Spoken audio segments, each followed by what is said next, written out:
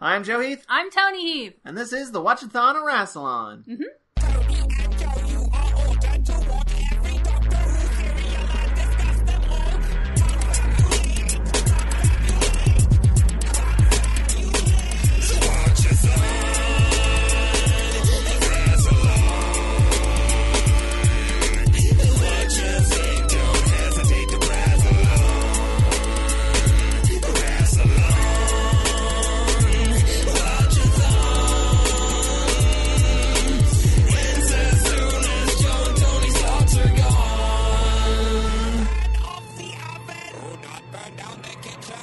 Today we're going to be talking about the second serial of the 6th season of Doctor Who, The Mind Robber, which consists of 5 completely existing episodes that aired from September 14th, 1968 to October 12th, 1968. True facts! And I would like to give a special shout out to Matt Golden of mgoldentumbles.tumblr.com. Hey, thanks, Matt. For getting us these episodes. You're awesome. And I'd like to welcome our returning barrel of legs, Ben Paddon. He's here, you guys. Sorry, pardon me, I was just choking on some bread. I have a cold, ladies and gentlemen, so I am availing myself of some Panera Bread soup and some Panera Bread, which I'm dumping? I'm dumping into the soup. That's the wrong word. That totally and horribly recontextualizes that event. But you know what? I'm not going to correct it. I'm going to let it sit and be its own thing. You're the second guest in a row who has eaten during the podcast. You because sickness, and our previous guest because time zones. So, I did something very interesting yesterday. Tell us. I went to see Power of the Daleks in the theatre. So did we! Did you really? Wow, it's almost as if we discussed it before recording and then planned this bit, even though that is not a thing that we actually did. What did you guys think? I enjoyed it. The animation was good for the most part. It also clears up some, plot problems that I had before that wasn't, certain of when we were watching the recon. Tell what was happening. It was a lot clearer this time through. I'm just really glad I got to see Two's hat. Yeah. That stupid, magnificent hat. It's a wonderful... I don't think he wears that in any other stories, does he? I don't know. I don't think so. At least he stops wearing it very quickly. If this isn't the only one, there's not very many after that. The animation wasn't perfect all around. It was like a fan-made Archer episode. That's what it looked like a lot of the time. The animation on the people varied from being really good in the faces and horrible in the bodies and the body movement to being surprisingly good for the body movement but really ropey in the face area. But the Daleks looked incredible. They really nailed the movement of the Daleks, and even little things like when you see them coming down the ramp and the plunger wobbles. It just made me very, very happy. The thing I was the most happy with was they got Ben's stupid, grumpy face perfect. I feel like you've fallen in love with Ben just a little bit. You don't like him, but maybe that's enough. I feel like I was a little more tolerant of him this go around. He had a lot of more jokes than I remember. I mean, you like the ones that were at his expense. Well, yeah, but I also like when he's there's that one joke about being in 2 minds, and he's like, 2 bodies. Yeah, that actually got a laugh out of everyone in the theatre. We were pretty pleased with that. The first big laugh that we had in our audience was when the Doctor is sort of going around on the planet and he meets that guy who immediately gets shot, and the Doctor's just standing there well, oh, what? The guy falls in 4 different stages, and it looks great. The worst piece of animation was his name, Resno, the first victim of the Daleks. He looked like they just shrunk Nicolas Cage's face and put it on somebody else's head. It's maybe just what his face looked like, though. They did try really hard, and to an extent they were very successful, recreating actor faces. I feel like with Patrick Troughton, this is the most Troughton has looked in the face for some of the animated reconstructions. I'm always comparing everything to The Invasion, because for me that's the gold standard for the animated recons. That's what we've got next. I'm not in that one, because there's no way you'd have me on 2 episodes in a row. You gotta limit it. You can't give everybody too much. You gotta parcel it out. I mean, it's not like I've done a bunch of other Cybermen episodes with you. It's not like I'm, the unofficial Watch-A-Thon of Rassilon Cybermen expert. But, it's fine. It's cool. Whatever. I'm not hurt. I'm not sad about it or anything. It's good. It's fine. It's cool.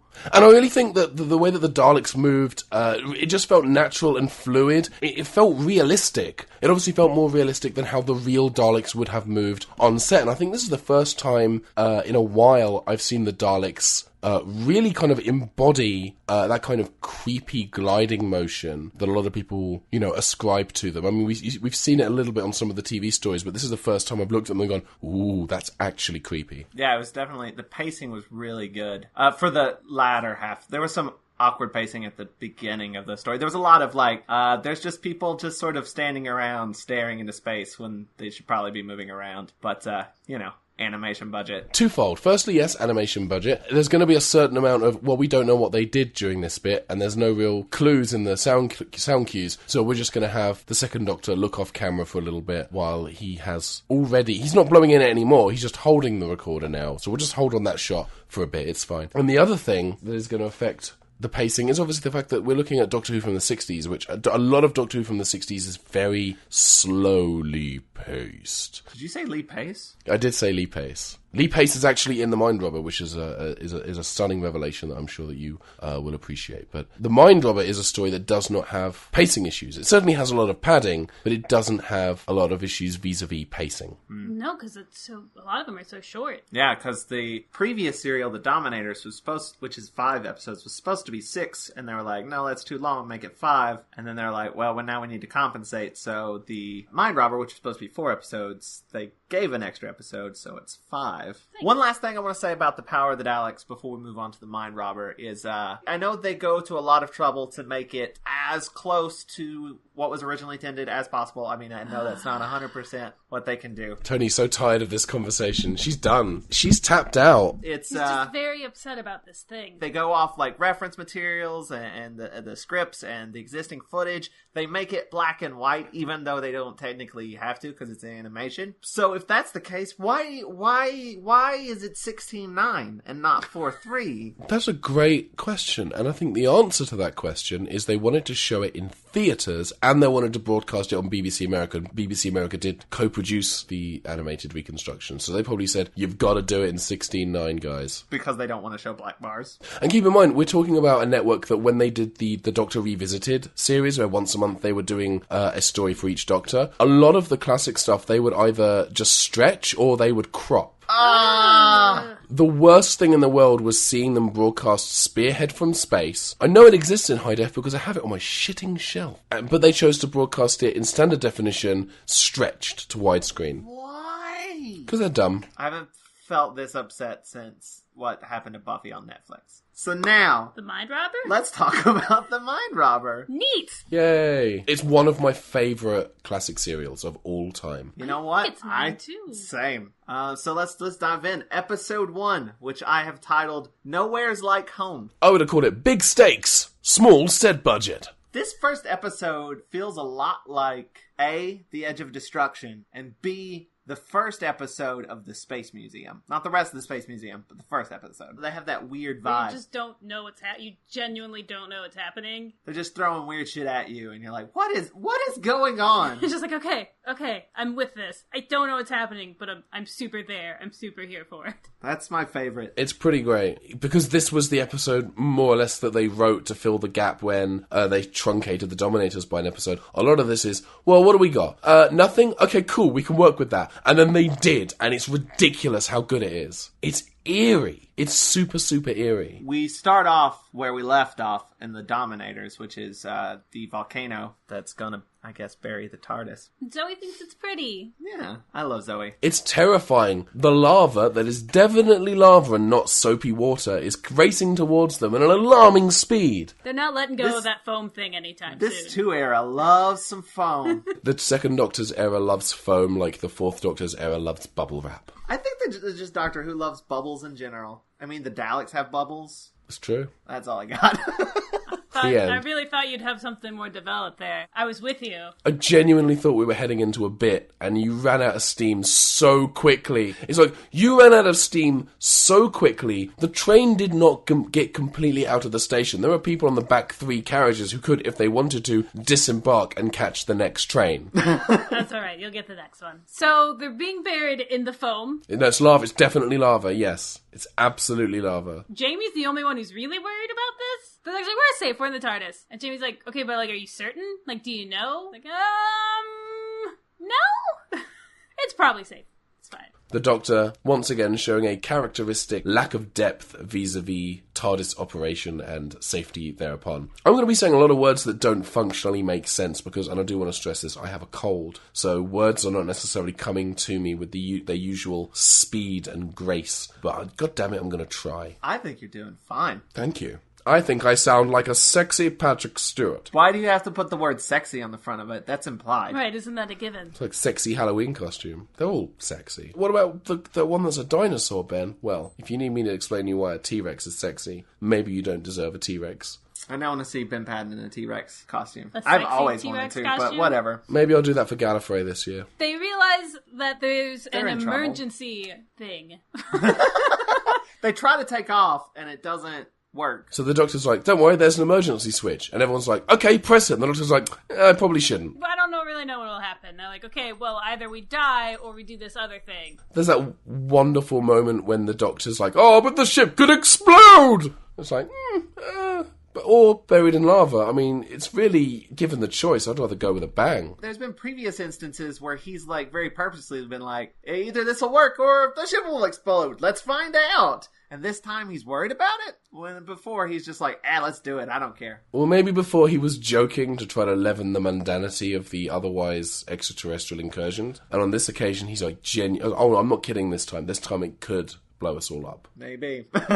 They hit the little emergency switch. They're Jamie forces him to. Oh yeah, they're out of the lava, but now they're nowhere. They're in Vincent Natalie's Nothing. That's a movie probably only I've seen. Woo! The TARDIS materializes on BBC Soundstage 16 or wherever. See, now I want to look up the filming location so I can do that joke properly. And you can edit all of this out. And no one need ever know I made a stupid joke that didn't work. The TARDIS materializes at Ealing Television Film Studios with no decor. Did that work? It might have been Lime Grove, Studio D. Let me do a few different versions. Okay. The TARDIS materialises at BBC Television Centre, Shepherd's Bush, London. The TARDIS materialises at Ealing Television Film Studios in Ealing Green. The TARDIS materialises at Studio D of Lime Grove Studios. And finally, just in case you want one for fun, the TARDIS materialises in a great big bushy beard. God, I want that episode. Wait a couple of seasons. So the Doctor says he's going to go, like, fix things. And he says he's heading off to some room, which I didn't quite catch, but we both heard pie room. I don't think he's going to the pie room.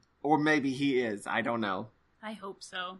I hope there's a pie room in the TARDIS that's just full of pie.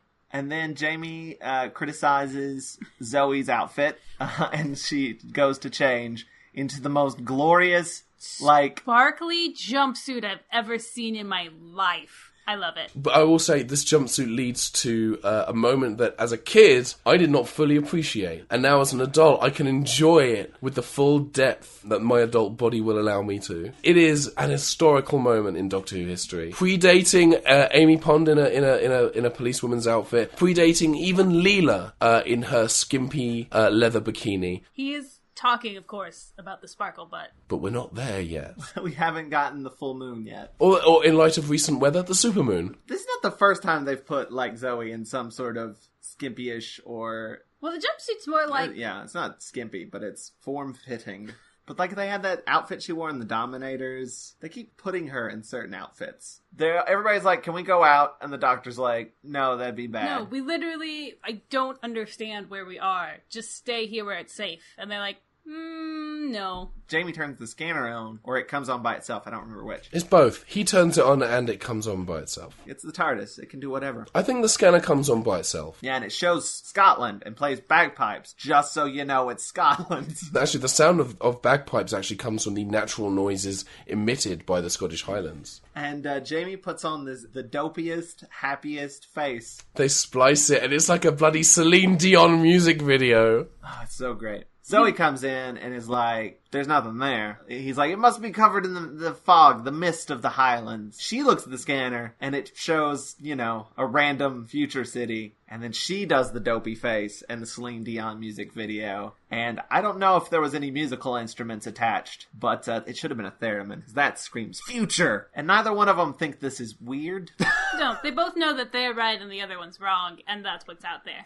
And that they're both home. The doors open. Zoe opens the doors and rushes out. Jamie's left the room to go talk to the doctor, like, she won't believe me about Scotland. She runs out and immediately fades into nothing. And then the scanner goes blank. Yeah, and Jamie and the doctor come back and see that the door is open and that Zoe is gone. Zoe's stepped out and gone, and Jamie's immediate reaction is to go, oh no, she's vanished. I should go after her. And vanish also, because that's how I'll find her. Yeah, he's not always the brightest. He's a one-track mind when it comes to being protective of people. Unfortunately, there aren't any trains on that track. She's lost in Scotland! He's so one-track minded. The TARDIS starts making weird noises in the doctor's brain, and he proceeds to try to fight them with his brain. Now, my memory of this, and I will be honest, I didn't rewatch it last night because I was going to see Power of the Daleks instead, and I've had a pretty busy schedule. But my memory of this is there's voiceover of him fighting, or is he actually speechifying at this point? I can't remember which one it is. No, it's voiceover. It's voiceover, yeah. He's doing the, like, fingers to temples and, like, squinting really hard and, like... My mind to your mind. My thoughts to your thoughts. So it's probably like, we have a very low budget, the doctor needs to fight something, so let's just have him squint at nothing. That'll work. And then do they still fade in the Scottish Highlands and play the bagpipe music over the top of that as well? Because I want an idea of, like, the doctor, like, mentally fighting off bagpipe music.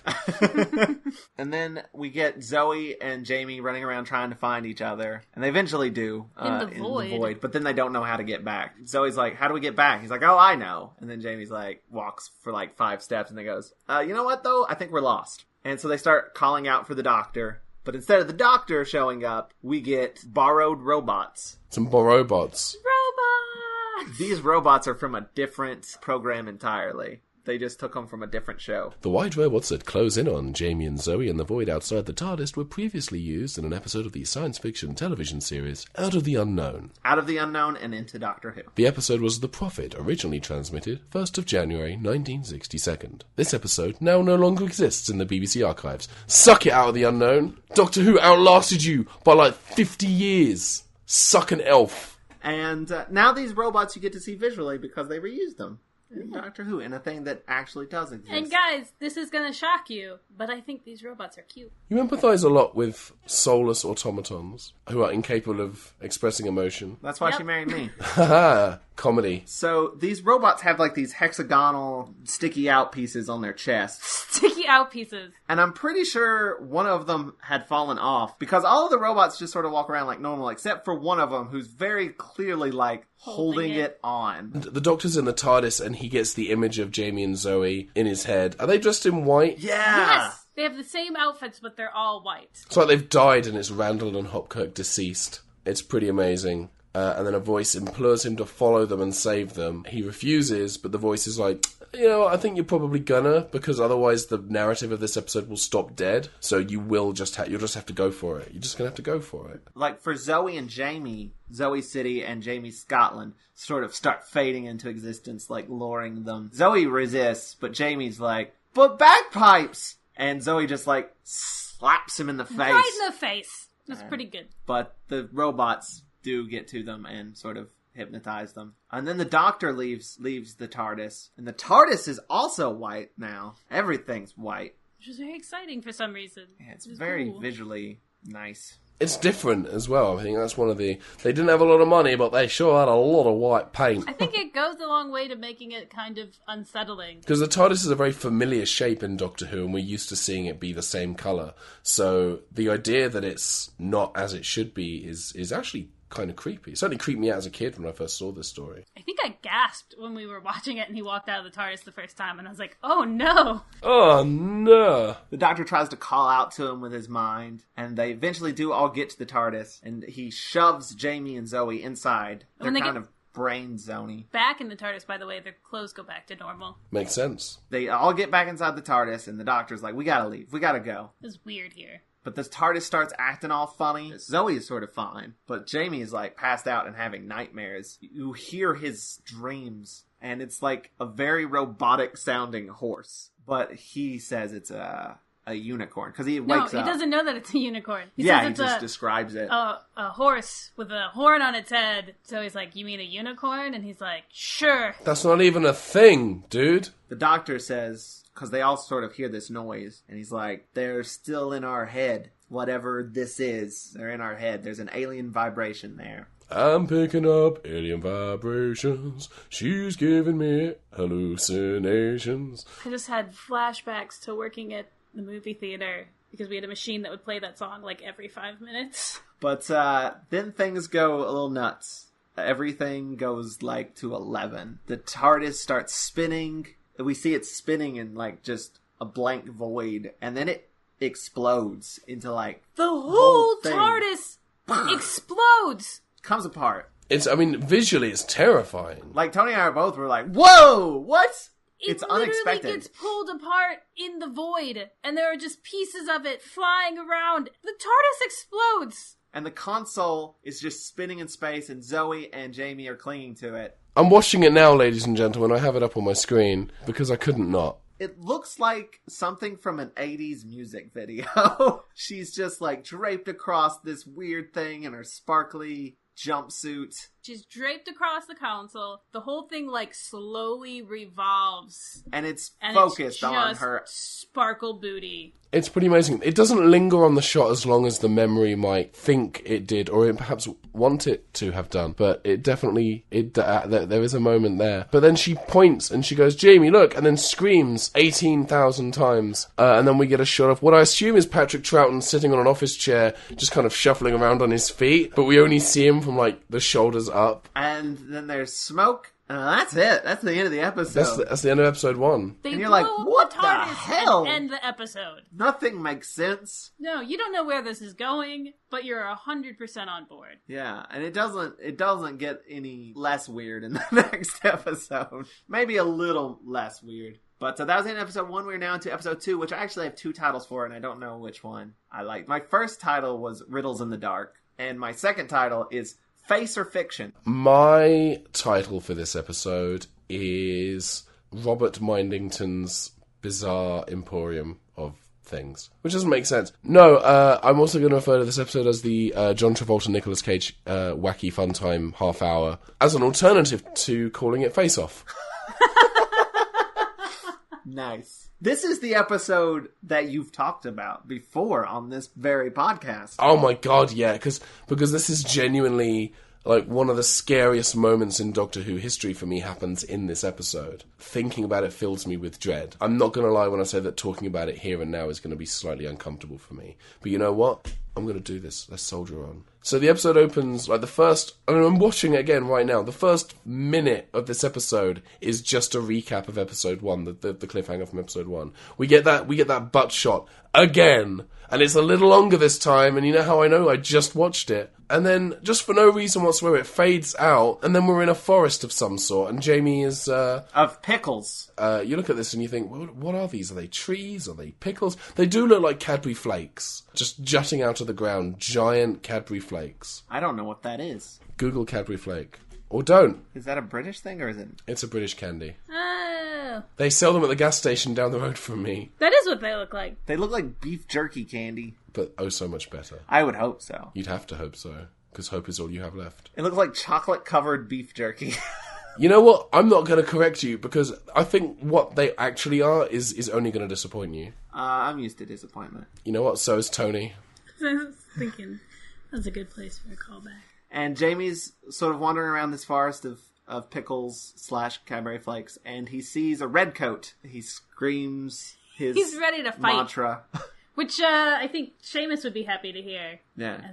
As this Gaelic. He pulls out his knife, and he says that thing that Jamie is known to say. He says, "I must not fear death. Fear is the mind killer. Fear is the whatever it is that brings total oblivion, whatever. I didn't read Dune. Stab!" And then he lunges forwards, and then gets turned into a very quickly and cheaply made cardboard cutout of himself, where you can tell the picture's not been printed on the board evenly, because it has wrinkles and air bubbles all over it. And that's what frightened you, right? The just ineptitude of making the cardboard cutout. Oh no, we're not scared yet. We're not scared yet, ladies and gentlemen. You guys don't know the true meaning of fear. So then we cut to Zoe, who's wandering around, lost, and finds this, like, castle door. And the door opens, and it takes, like, 5 years, and it's the squeakiest damn door I have ever heard. Because nobody oils castle doors, I guess. Why would they? Or in anything.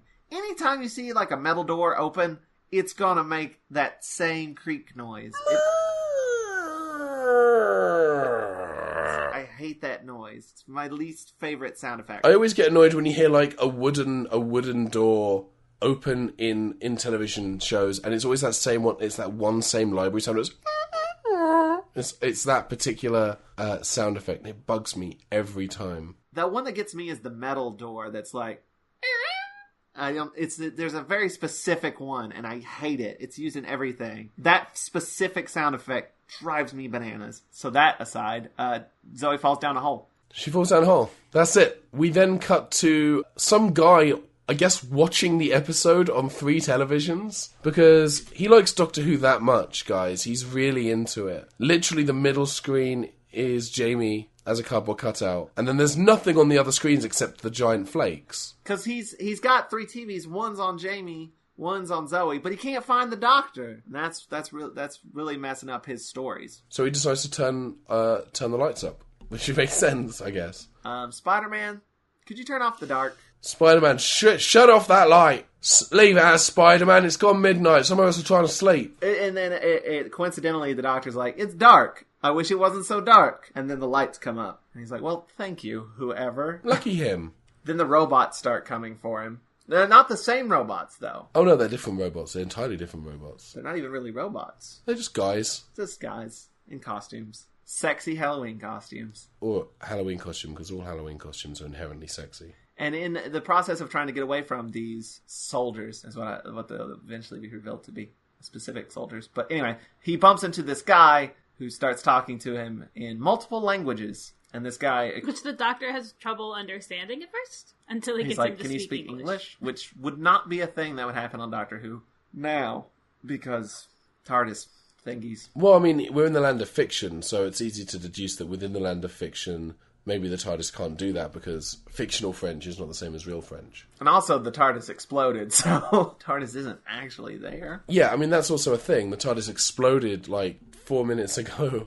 The guy that the Doctor bumps into accuses him of being a bad guy in some very flowery language. They found out that they both have lost their companions, which they literally say companions, which always makes me giggle. I don't know why. I just enjoy every time companions is dropped They as a said word. the thing. He mentions that the Doctor is wanted by the Master. And also, again, I'm like, the Master? The Master, at this point in Doctor Who chronology, the character we know as the Master hasn't appeared yet. So if this is your first exposure to Doctor Who, maybe you're thinking, ooh, or not your first exposure, but the first time you're watching the classic series through, maybe you're thinking, oh, is this? Could it be? You're going to get disappointed. Yeah, it's not. It's not, you guys. It's a guy in a hat. That's all it is. I will say this actor has appeared in 2 other Doctor Who serials playing a Time Lord. It was a commonly held fan theory that this character, who, I mean, spoiler alert, this is Gulliver, is that other character that was played by the same actor in future episodes. So and that actually found its way into some of the spin-off material. And I don't like that. I don't like this constant need by fans of a thing to tie characters that look the same into being, they're the same person. This is clearly the same time. No, why can't it just be bloody Gulliver? Why can't it just be a fictional character within the film? Why do you have to try and tie a neat bow over this? Why do you don't have to do it. Just let it be what it is. There's no narrative link between Colin Baker's Doctor and the character he plays in that 5th Doctor serial. You don't have to do that. Just let it be a thing. Just let the same actor play multiple characters and get on with the rest of your life. You have bills to pay. You're an adult. Come on. Actually, I think the best thing that I've ever seen do that is the 10 Doctors comic, where they have, I think his name is Maxwell or something like that. Yes. They have them meet, and all the companions are like, why do you guys look exactly the same? And the Doctor and Maxwell are like, I don't know what you're talking about. I love it. We look totally different, and I'm a little offended that you couldn't tell us apart. That's great. I love that. I haven't read that 10 Doctors comic in a very long time. I should read it again now that I know who a lot of the people in it are now.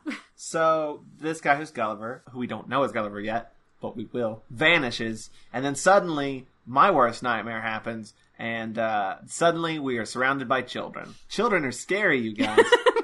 Especially Just children. being surrounded by them is scary. And if And they're also- asking you a bunch of questions. So many questions?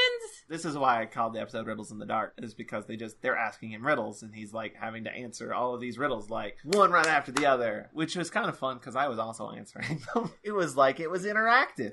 They did the last riddle they have is the simplest riddle out of all of them, and it takes the Doctor way too long to figure out, which is he has to turn swords into something else. And it's like, you've got to rearrange the letters. What can you make of a sword is the riddle in question. Yeah, and it's words is the answer. Because you just move that S. That's it. That's literally it. And they throw this sword up in the air, and then it turns into a book, a dictionary. Just like in real life. That always happens. I was like, did this turn into the Phantom Toll Booth? Is that what's happening here? The Wikia describes the next sequence as the school children bit the Doctor goodbye, suggesting that they sunk their teeth into his flesh and then left, which is not what happens. No, you haven't seen it in a while. That's what happened.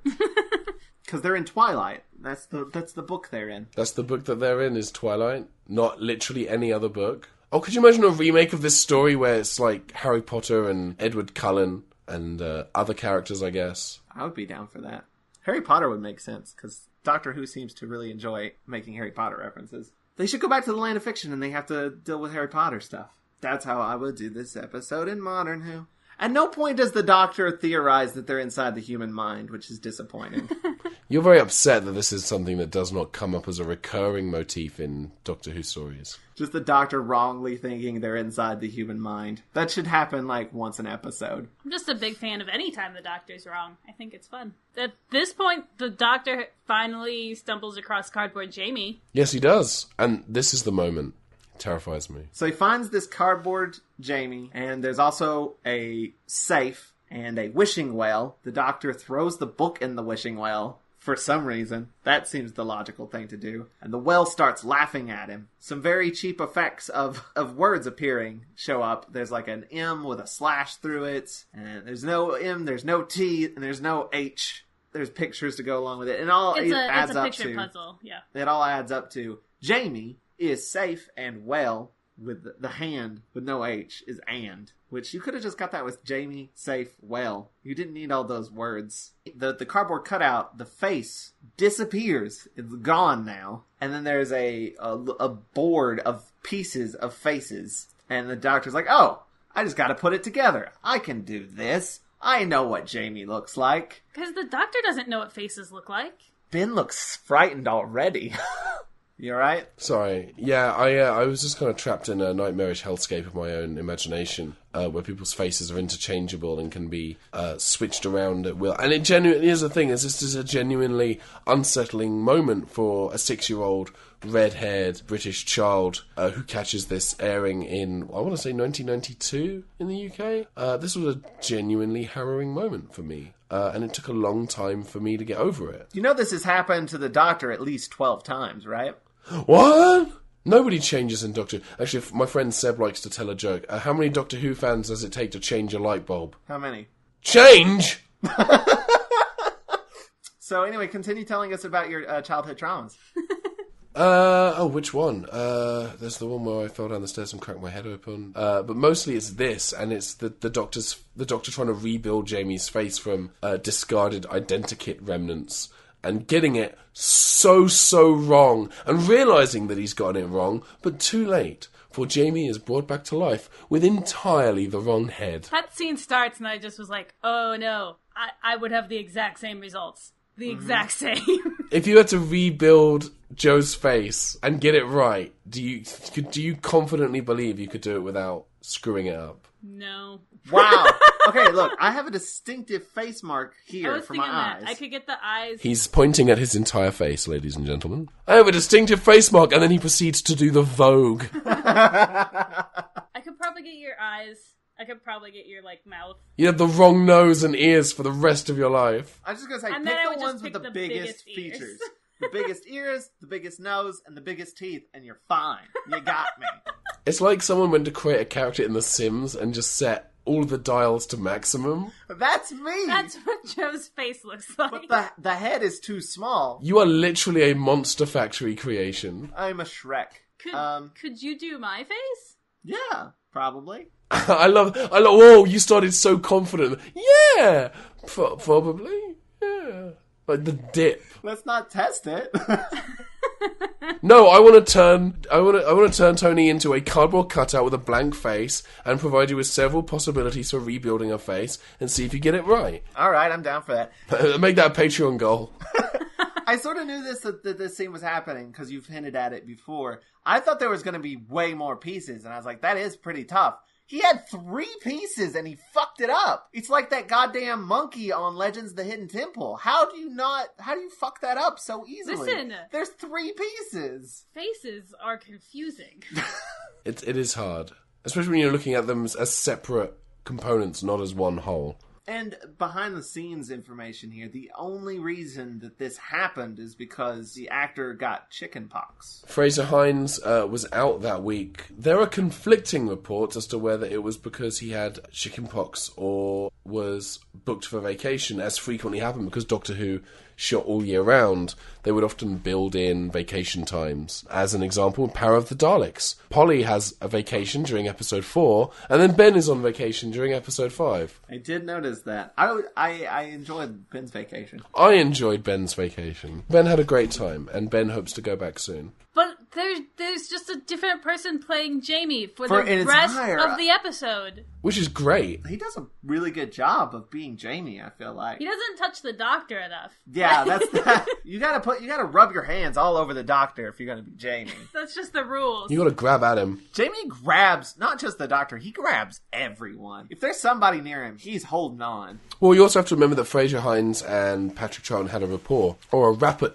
if you are American. This new actor, Hamish Wilson, who played him in this episode and the next episode, who is, by the way, not Fraser Hines' cousin. What common myth is that Hamish Wilson was related to Fraser in some way, and that is not true. Although Fraser's brother, Ian, did play one of the Clockwork Soldiers. I had an unfortunate reaction where it was just like, this guy's doing a good job, but there's a part of me that hates him. Because he's not Fraser. Yeah, where it's just like, it's just weird. Like, my brain is, like, confused and doesn't like it. But I got over it. By the time I got over it, he switched back. I also thought he's doing a really good job. The accent seems a little off sometimes. And then I realized it's probably because this guy is actually Scottish. It might be. His name is Hamish, so... He might be getting it more right than We're used to the Jamie. bad Scottish accent, and we're confused. Hamish. There's a new Jamie. There's a new Jamie in town. Jamish. He's Jamie-ish. They go off to find Zoe, and they get to the door, the squeaky-ass door, but that door is no longer a door. It's a jar.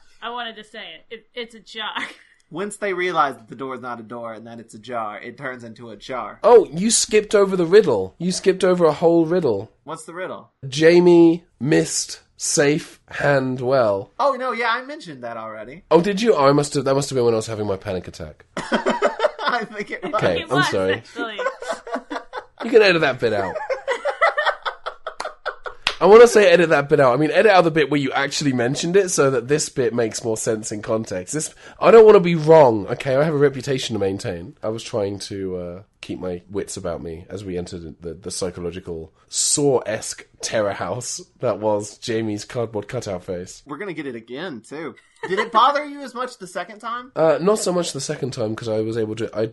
the first time it was unexpected, and the second time it was, okay, alright, I can do this time. And you know what? I have faith in the Doctor to not fuck it up. I didn't say those words, or indeed think them, because I was 6. But the spirit of the letter was maintained. The letter in question being F, for fuck. So, yeah, we're at the door that's not a door that turns into a jar because they realize that's the thing. Again, this seems very Phantom Tollbooth. And then the door turns into a jar, and Zoe is inside the jar. To which they just open the jar and get Zoe out. And Zoe's like, who the fuck is this guy? Verbatim. Yeah, it was really pushing the boundaries of what you could say on British television in the 60s. And then the Doctor just doesn't explain. He's just like, oh, that's Jamie. Why is that Jamie? We got stuff to do. I'll tell you later. But Jamie's not standing right here. Yeah, it's rude to talk about someone when they're standing right there. But it's also rude to talk about someone behind their back. So really, you should never talk about other people. I try not to. They're terrible, just in general. You're failing. See, now you're talking about them. See? Oh, shit! What do I talk about? Doctor Who, I guess. Yeah, he's not a real person. He's fictional. But he's also not here. I love you said that, like, yeah, I get you, but the look on your face was like, wait, what? What are you trying to say, Ben? That's just my face all the time about everything. That is just kind of what it looks like. I'm faking it 90% of the time, and that's underestimating how much I fake it. It's like a psychological chronic illness. You're not pretending to be sick, you're pretending to be well. Yes. I'm allowed to make that joke, ladies and gentlemen. I have fibromyalgia. Pity me. So Jamie climbs a tree. Cut 2, exterior tree, day. Continuous. He's just up the tree now. He climbs up and he finds out that the trees are not trees, the trees are not pickles, the trees are not Cadbury flakes. And Soylent Green is people. And Ben is Glory. Wait, Ben is Glory? Yeah, Ben Paddon is Glory. Yes. So the trees are actually letters, and the letters form proverbs. Like, in for a penny, in for a pound, look before you leap. I think those are the only two that are said on screen. An apple a day. No, that wasn't on there. But that would have been a good reference, because doctor. Because it's about a doctor, and that's who the show's about. Have a break, have a Kit Kat. Can't get enough of that fancy feast. That's one spicy meatball. It's a Good a Show is in there, I think. Live from New York, it's Saturday night. That was in there as well. Take the Gun, Leave the Cannoli is definitely in there. Skip to the End is in there as well, from Spaced, obviously. And Pikachu, I Choose You, I think was also one of them. So they bump back into... Toni killing the bit. Somebody's got to, man. Quick question. Do you think that the Doctor has at any point played Pokemon, and which incarnations do you think would be most likely to collect voraciously go? I know absolutely nothing about Pokemon, so I cannot contribute. 5 playing Pokemon Go. You really? Oh, actually, you know what? I see it. 5 would probably play Pokemon Go. I think 2 and 11 would be playing Pokemon Red and Pokemon Blue against each other, like trying to like trade, which gives 11 obviously the advantage because he already knows what the second Doctor's going to do. I think that the 6th Doctor would be slightly annoyed by the entire thing, and I think that the 12th Doctor would find the entire enterprise to be thoroughly ridiculous and refuse to participate. So would 1. But Susan would be way into it. 8 would be playing with a Tamagotchi and be like, am I doing this right? That feels right. That feels good. 8 is probably more into Digimon than Pokemon. That's his human side coming out. On his mother's side. So, we learned that the trees are letters. And the eyes have hills. Or the hills have eyes. Sorry. Let me do that bit get in. You say your line and then I'll say mine. Nope. Shit. So they bump into Gulliver again on his travels. He says that the masters set tests. Is that what happens? Yes. And they're having a chat, and they hear the robots coming, the soldiers rather. And Gulliver can't see the robots. They hide in a J and a C. They're very excited that there's a J and a C. The doctor has a line. He's like, "Oh, there's a J. That's room for 2 people. Oh no, here's a C." The delivery he gives, he's very excited about finding a C, and it's adorable. And he's like, he tells Gulliver, "Hey, we're hiding. You're not for some reason." He's like, "I'm gonna keep guard." And he's like, "Well, don't rat us out." And then he immediately rats them. Yeah, that happens. Basically, pretty much like, there's people in there. Hey, Gulliver's super unreliable. And then that's when we find out that the robots are toy soldiers. We never fully saw them until now. They lead Jamie, the Doctor, and Zoe out to the outskirts of nothing. And a unicorn shows up. The unicorn from Jamie's dream. From his dream! And that's when Jamie realized that he was a replicant. End of story. So, that was the end of episode 2. We are now into episode 3, which I have titled Mazes and Monsters, after the Tom Hanks classic based on the novel by somebody I don't remember. I refer to episode 3 as we found all these great stock animations from old movies that we're going to use, and you can't stop us. So, the unicorn is charging. It's got very low battery.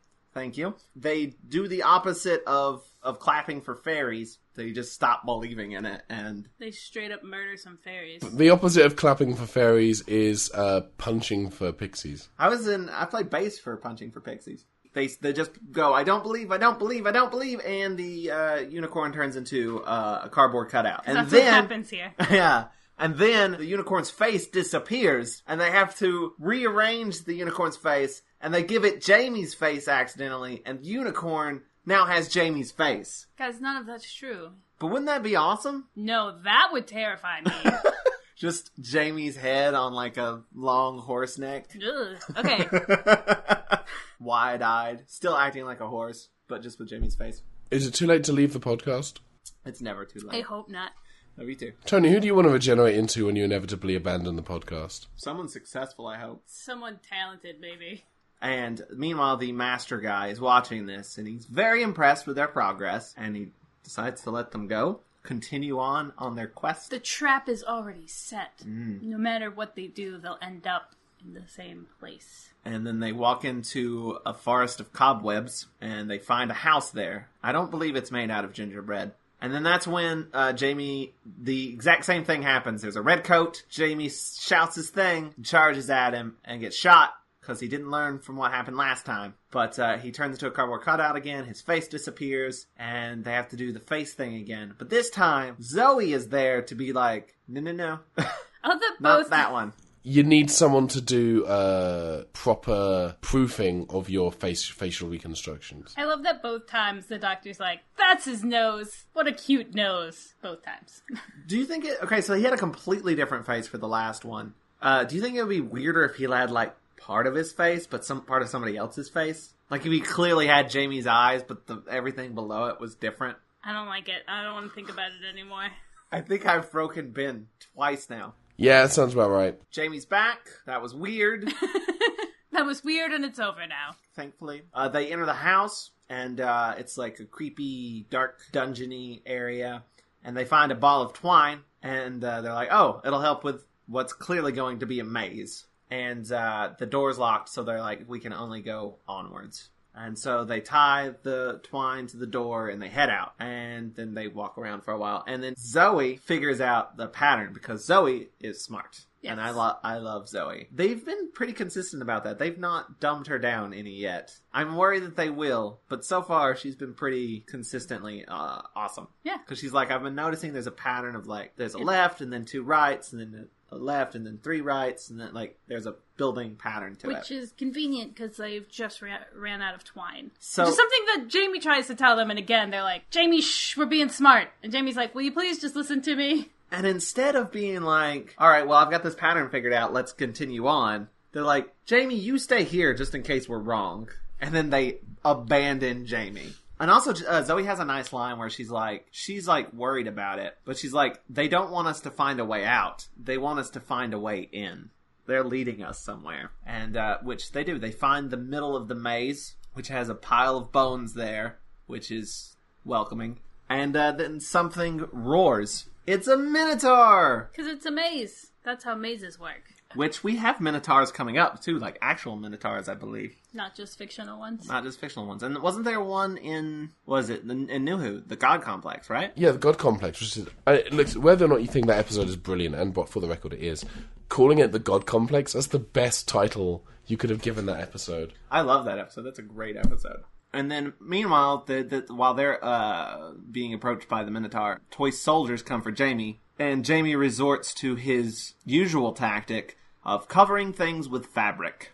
That is his one plan that always seems to work for him. Just throw a blanket on it, and it works. So he throws his jacket over the toy soldier and gets away. Yay! Mission accomplished. They all step in the TARDIS and leave and go home. It's a very quick episode. But no, the Doctor and Zoe pull the same trick on the Minotaur that they pulled on the unicorn and unbelieve it into cardboard. They go to look for Jamie and they can't find him. They find his coat and Zoe puts it on and it's adorable. It goes really well with her sparkly jumpsuit. But they do bump into Gulliver again. And this is where we find out he's Gulliver. Because they ask him where to find the master and he starts saying stuff. And then the Doctor realizes that he's Gulliver.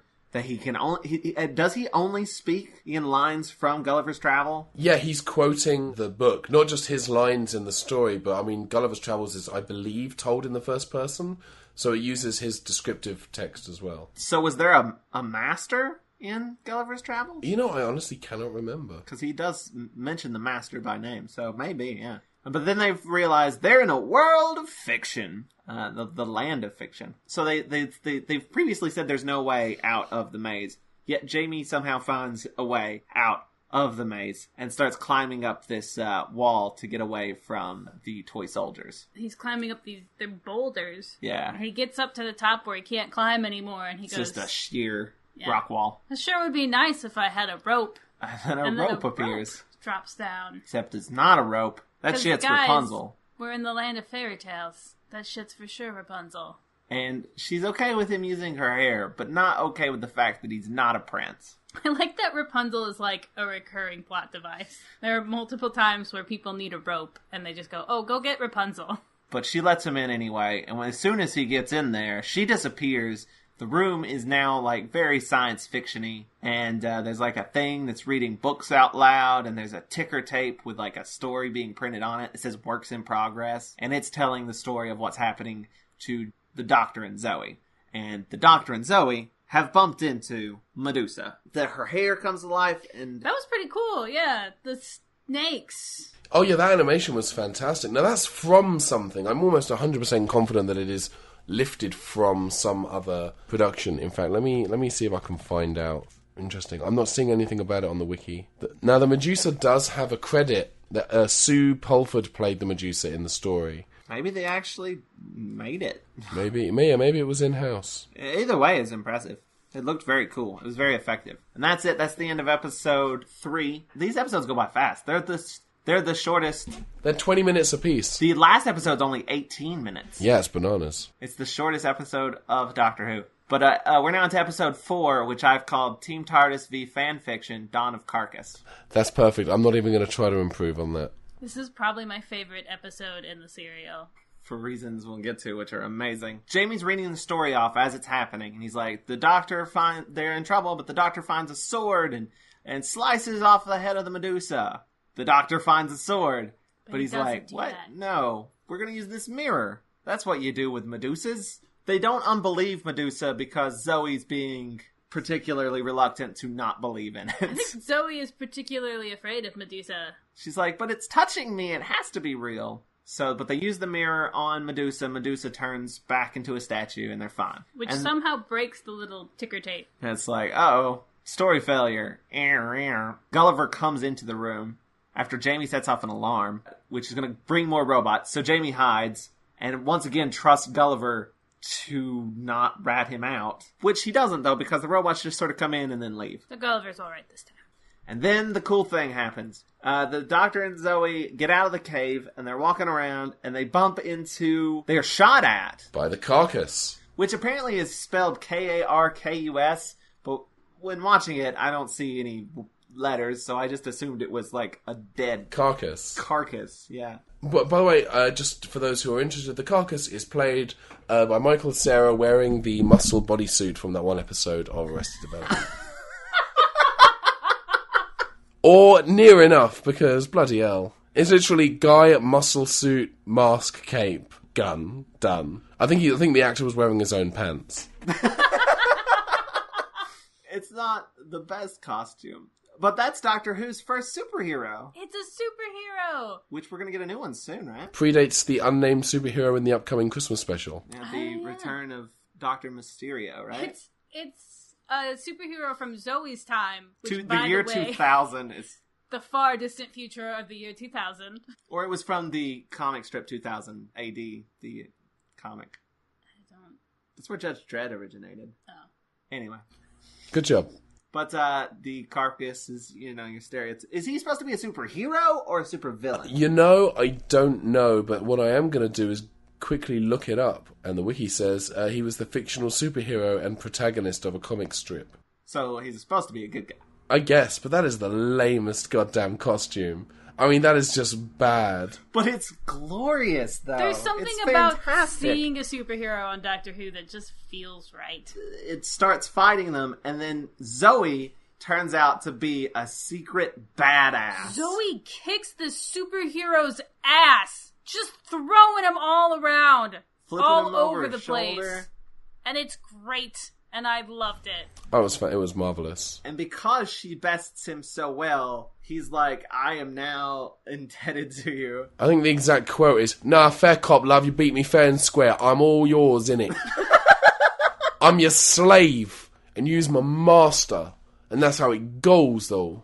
That's horrible. I'm sorry. All of that was the worst thing I've ever done in my life. Which, it's convenient that Zoe's able to kick the superhero's ass, because the Doctor is like, I don't know that this is a fictional character, so I can't not believe in it. That seems logical. But it's fine, because Zoe's awesome. Though he does not believe in his gun at all. He's like, there's no way that gun could actually exist. That's bad science. The Doctor criticizing a thing for having bad science. That's funny. The carcass is now going to lead them to the Master. Yeah. Easy. Easy peasy.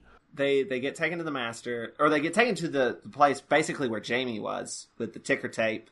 And then they realize that if they had gone along with the story instead of subverting the tropes, they would have become fiction?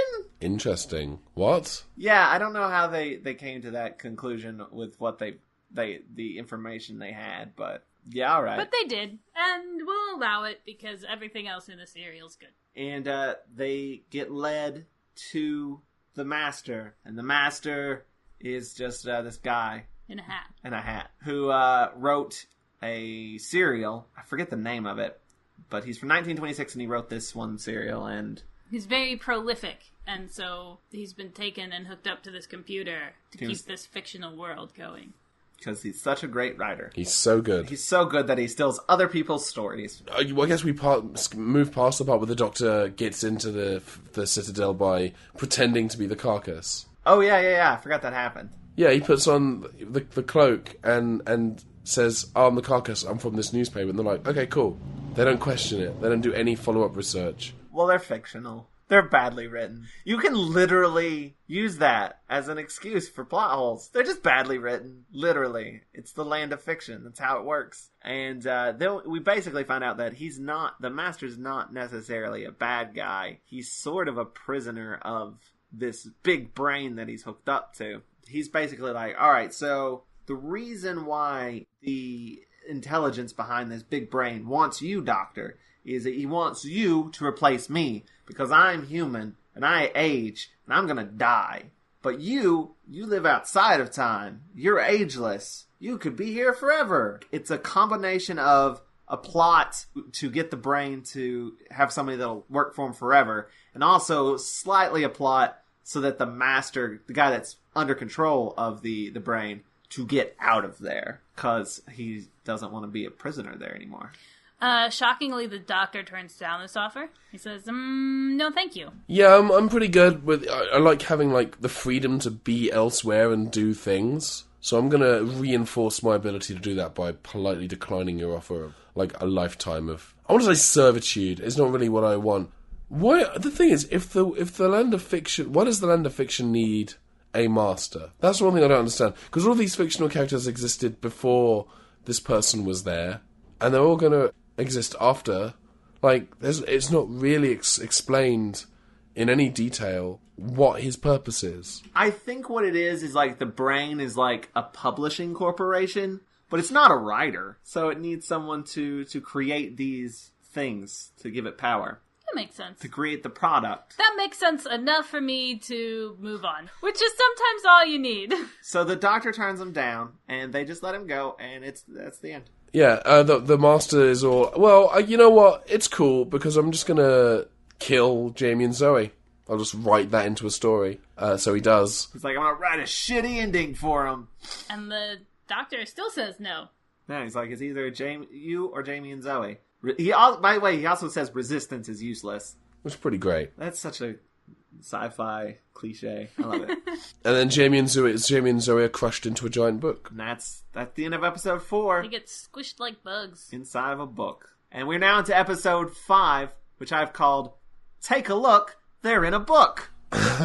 Can't top that. That's why I was rushing to get to it. He knew it was good. He was excited. So, the Master's still... Well, your friends are trapped in a book now. I'm just reading Rainbow, those fat Mother Hubbards. The Doctor's like, nah, I'm good. I'm fine. I don't need that. I'm okay. You don't know how many of these fuckers I've went through already. I'm not even halfway through the number of people I've had traveling with me. I go through them like Kleenex. But then the robots come in to threaten him some more. In a brilliant moment of logic, the Doctor's like, well, I can get away. because robots can't climb, and just starts climbing up this, like, shelf. Which is a great plan. I mean, you can't argue with it. It's genius. Because robots can't climb. And dogs can't look up. Big Al said so.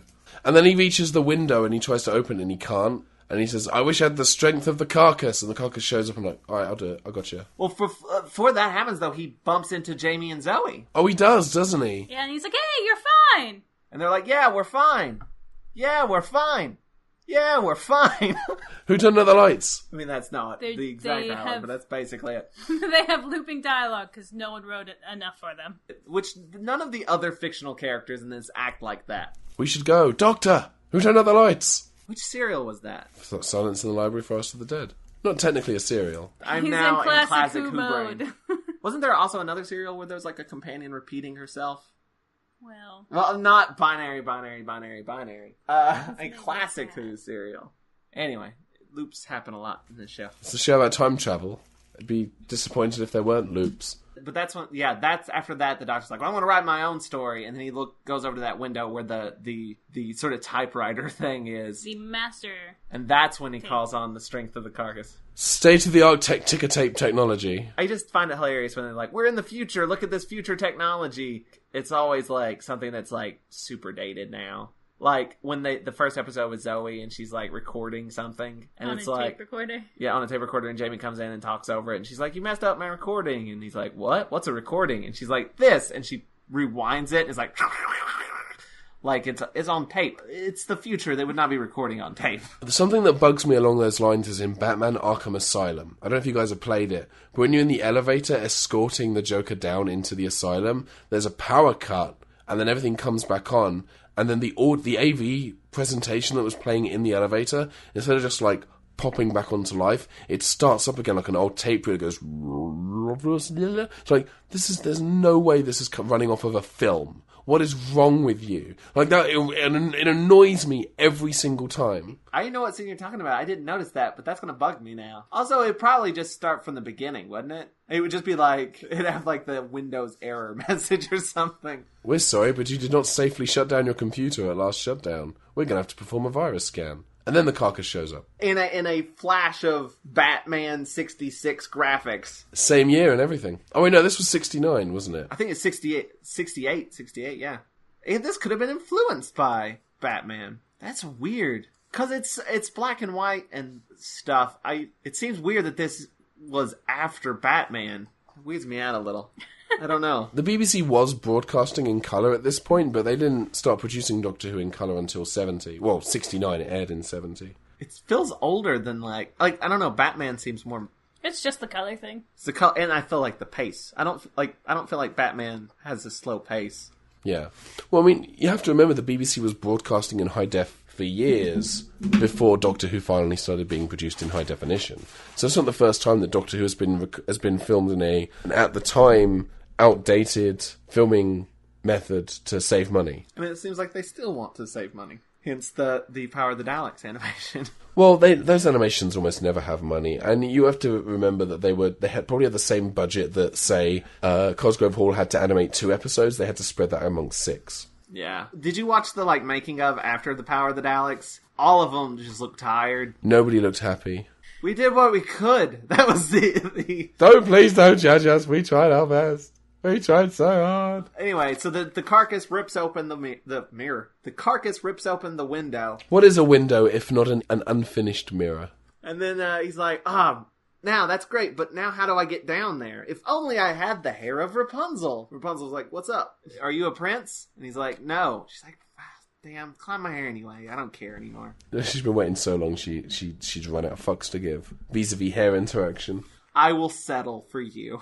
Rapunzel just have a really strong hair pulling kink. That's So the master sees that this is happening and is like, I know what I'll do. I'm going to write in that the Doctor is a villain and he's awful and terrible. I'm going to spread this anti-Doctor propaganda. And that the fake Jamie and Zoe now think that the Doctor is a villain. But they show up with the TARDIS. The Doctor's like, oh, you guys are back. And he's like, yeah, we did it somehow. Get in the TARDIS. And so the Doctor gets in the TARDIS and they slam the door and they're like, haha, you fell for our evil plan. and there's a fake front falls down, and the doctor is inside this, like, weird glass contraption. Describing this, it sounds like I'm making shit up. It sounds like you've forgotten what is in this episode, so you're just like spitballing an episode, like you're doing Doctor Who improv. But no, all of that literally happened. So then they take the glassed up doctor to the master. The master's like, well, I'm going to forcibly put you into the computer, the brain thing. And then the ultimate plan is apparently to, like, invade, like, Earth or something, right? And, like, get all the humans and readjust them to their story. Yeah, I don't know why, but that is the plan.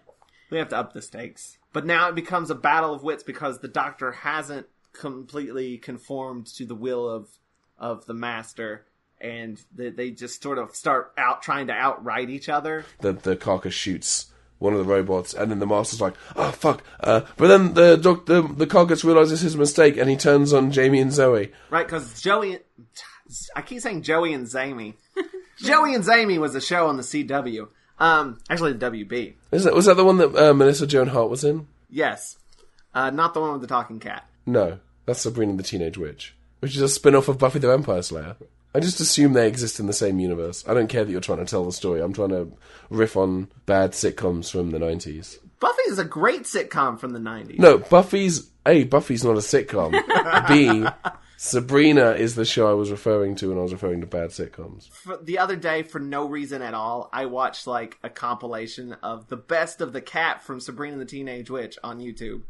It was, like, recommended for me on YouTube, and I was like, why is this recommended? And I clicked on it and watched it for, like, 20 minutes. Have you ever expressed any interest in that show or the cat? I mean, when I was a kid, yeah. And it definitely, the cat was my favorite character. Not to the Google overlords? Not to the Google overlords. I don't know why it popped up. Well, apparently it knew because you watched it for 20 minutes. I know what happened. I had watched a Funny or Die video or something like that, and they recently did a Sabrina and the cat, like, nowadays. And they're going to bring magic back. Hard to justify and I watched that, and it was terrible. But that's how it happened. That's how I got there. I did like the cat. I also kind of had a crush on Caroline Ray. Anyway, that's one of the aunts. The funny one. Hilda? I don't remember her name. I just know her real name. It's Caroline Ray. She's a comedian. She's awesome. Anyway. Yeah, it's her. Anyway. We're learning too much about me. Let's talk about Doctor Who. Coming up next on the Joecast. So yeah, the first thing the Doctor does is free Jamie and Zoe from the book. And then that's when the carcass shoots the thing, and then he's like, no, the carcass turns on Jamie and Zoe. So it's not turning on the fake Jamie and Zoe, it's turning on the real, for real Jamie and Zoe. The for real Zoes. And then they just start riding back and forth of, like, then Cyrano, how do you pronounce that? De Bergerac? Yes. The dude with the nose comes out and starts fighting D'Artagnan from the Three Musketeers. And then they turn into Blackbeard and Lancelot. And it's like, first off, that doesn't really protect Jamie and Zoe. It just creates side fights. So I don't know how that's helpful. Lancelot disarms Blackbeard. The computer has had enough of this and decides to destroy the Doctor. The Master of the Land of Fiction begs the computer not to kill the Master because he's the only one who can replace him. The only way he can get out of this. And the robots free the Doctor and decide to destroy... What do they do? There's something with their beams. I can't remember. The climax of this story is very kind of nebulous. It's very, is this the last episode? We've got 5 minutes left? Shit. Which they did. They had plenty of time, and this episode's only 18 minutes long. I think they kind of was like, we're just going to self-destruct everything. That seems easier. I do want to say, I really like that scene of him, like, begging the brain to, like, not destroy the Doctor, because, like, it's kind of fucked up. I enjoy that. It reminded me a lot of, like, Pat Masambahava in... Gesundheit. In, what was it? The Yeti episode. The Abominable Snowman. Of, like, just being sort of under... You're the bad guy, but you're kind of under the control of this thing, and you just kind of want out. But, yeah, the robots come after the Doctor. Like, I think that's why he's riding. The Master's riding. Is that the robots come after the Doctor, and there's no way out. But then Zoe and Jamie come to save the day by pressing a bunch of buttons. Just randomly. They just smash buttons on this console, and, like, hopefully that'll do something.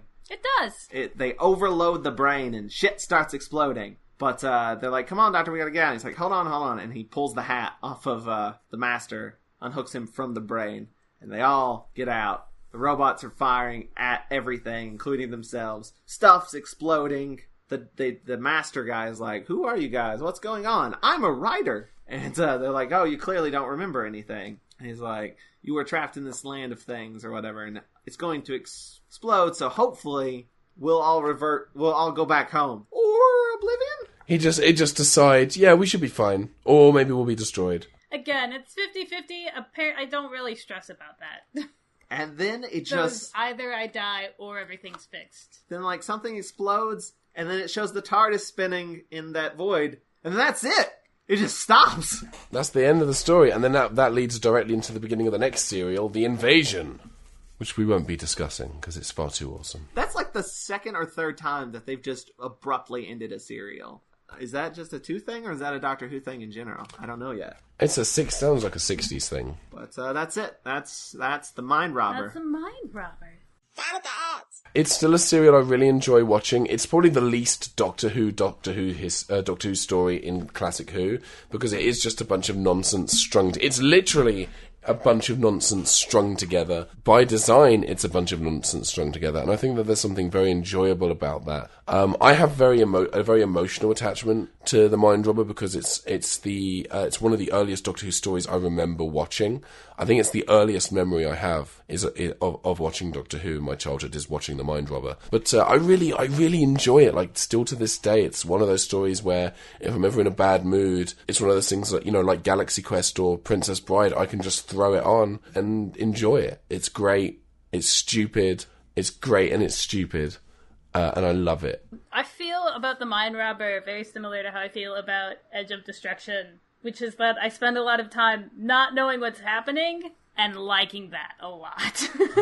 It is a lot of nonsense, but it's in a way that it's doing something weird and new and interesting, and even though it doesn't all necessarily fit together all the time, it's still really fun to watch. Yeah, it's a different sort of Doctor Who story. You said that it's the most un-Doctor Who, but for me this felt like the most Doctor Who episode we've watched yet, in that I don't know, the episodes I tend to prefer are the ones that are sort of weird and out there and trying new and different things. Here's like a weird concept we're throwing at you. Go with it. And that's what this very much is. This is the first time I feel like the shows went completely balls to the wall weird. And I love that. And also, it's the shortest, like the episodes are shorter than normal, which I think actually helps a lot. The pace is super amazingly good.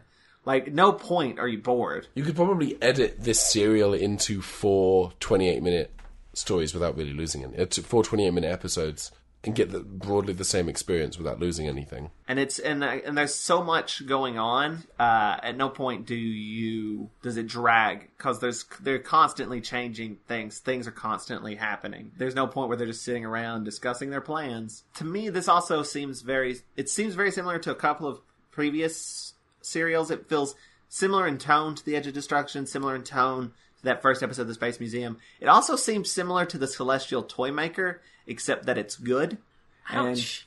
And The Celestial Toymaker is not great. It's okay. I did like that sort of feel to it, though. It has that, we're doing something weird and different.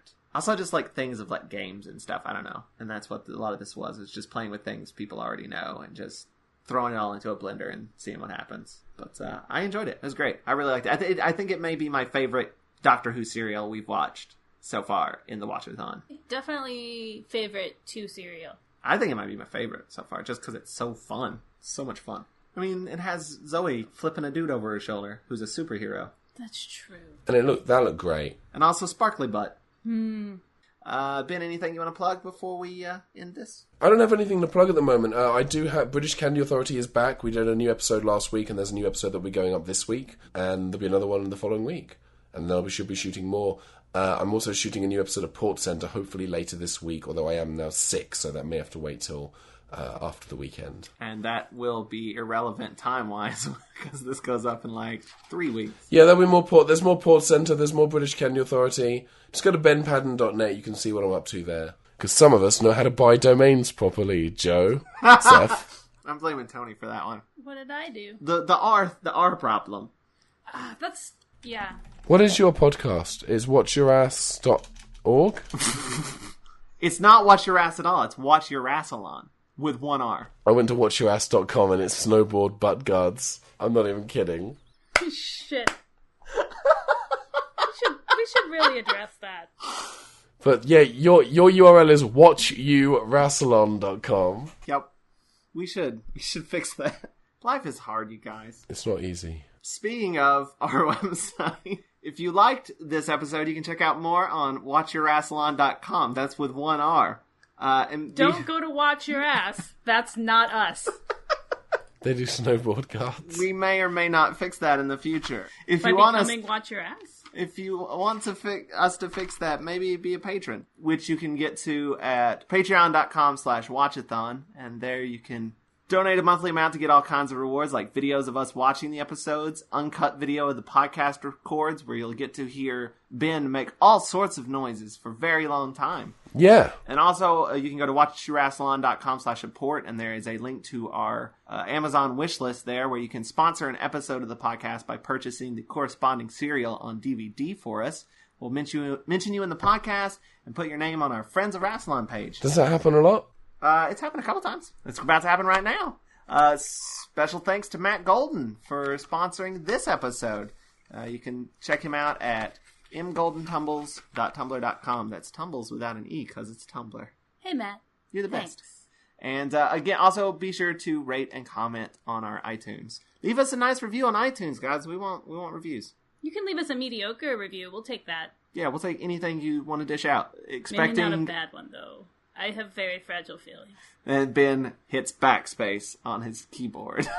Thanks for listening, and tune in next time when we talk about The Invasion, where we very purposefully don't have Ben Paddon. Oh, great. Thanks.